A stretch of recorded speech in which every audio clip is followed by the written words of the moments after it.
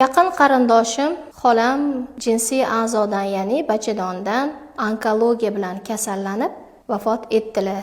Endi meni bu savol juda ham qiynayapti, Dildora opa. Onkologik kasalliklar nasl suradimi va menda ham bu holat bo'lish ehtimoli bormi? Onkologik kasalliklar nasl suradimi?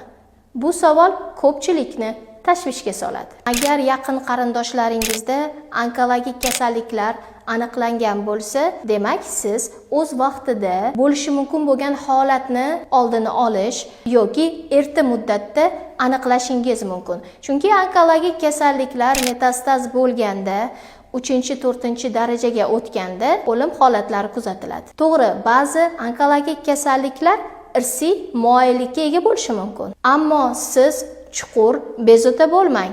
Bu degani sizda ham bu kuzatiladi degani emas. Biz siz bilan birgalikda bu kasalliklarni oldini olishimiz yoki erta bosqichida aniqlashimiz mumkin. Buning uchun siz bir yilda bir marotaba bo'lsa ham ginekolog profilaktik ko'rigidan o'tishingiz kerak.